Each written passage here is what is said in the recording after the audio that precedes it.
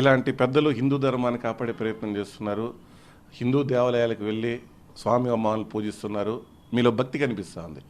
కొంతమంది మన హిందువుల్ని కించపరిచే విధంగా కొన్ని వీడియోలు చేస్తున్నారు. మీరు రీసెంట్గా చూస్తుంటారు, ఒక యూట్యూబర్ నాగా అన్వేషణి మన రాష్ట్రంలో పుట్టిన వ్యక్తి బయట దేశం నుంచి ఒక వీడియో రిలీజ్ చేశాడు. మొత్తం హిందూ దేవుళ్ళని కించపరిచే విధంగా, ముఖ్యంగా సీతమ్మ తల్లిని కించపరిచే విధంగా ఆయన మాట్లాడడం జరిగింది. అంటే ఇలాంటి వ్యక్తులపైన ఎలాంటి చర్యలు తీసుకోవాలంటారు? మీలాంటి గొప్ప వ్యక్తులు ఉన్న ఈ ప్రాంతంలో అలాంటి వ్యక్తులు హిందూ మతాన్ని కించపరిస్తే మిగిలిన హిందువులందరూ అసలు వాళ్ళ ఆలోచించే విధానం ఏ విధంగా ఉంటుంది అనుకుంటారు? బేసిక్గా అండి, మన ఇండియా వెరీ సాఫ్ట్ కంట్రీ అండి. మన చట్టం చాలా సాఫ్ట్ అండి. మీరు ఇదే వెస్టర్న్ కంట్రీలో వెళ్ళిపోయి మీరు ఇలాంటివన్నీ మీరు చేయండి చూద్దాం, ఉండదు. ముఖ్యంగా ఒక ఇస్లాం కంట్రీ, అరబిక్ కంట్రీ, అక్కడ వెళ్ళిపోయి మీరు రిలీజన్ గురించి ఏదైనా మాట్లాడి చూద్దాం, కుదరదు. పనిష్మెంట్ సివియర్గా ఉంటుంది. బేసిక్గా ఇది ఒకటే కాదండి. ఈరోజు నేను చెప్తున్నాను కదా, చిన్న పిల్లలు 5 ఏళ్ళ అమ్మాయి 6 ఏళ్ళ అమ్మాయిని రేప్ చేస్తున్నారు, వాళ్ళకి ఒక బెయిల్ ఇస్తున్నారు, బయటకు వస్తున్నారు. What is that sir? ఎప్పుడు మారుతుంది సార్ ఇది? ముందు ఇండియాలో వచ్చేసి చట్టం మారండి. నాకు బిల్డింగ్ డెవలప్మెంట్ జరిగింది, ఫ్లైఓవర్ జరిగింది, అండర్ గ్రౌండ్ బ్రిడ్జ్ జరిగింది, ఇది కాదండి.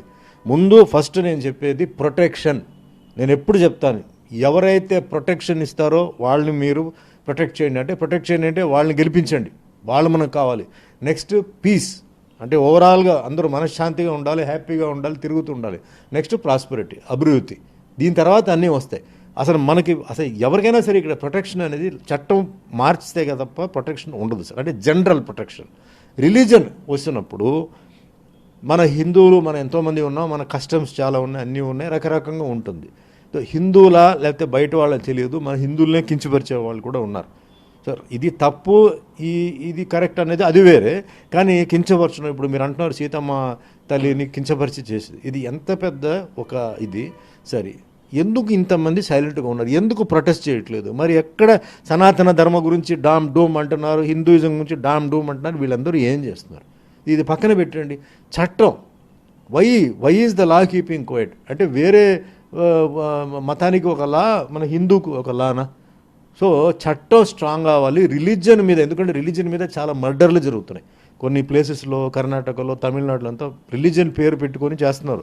అది నిజంగా రిలీజియన్ మీదనా రిలీజియన్ పేరును వాడుకుంటున్నారో తెలియదు. సో ముందు చట్టం మారాలి. ఇది అర్జెంటుగా సెంట్రల్ గవర్నమెంట్ అమల్లో తీసుకురావాలి.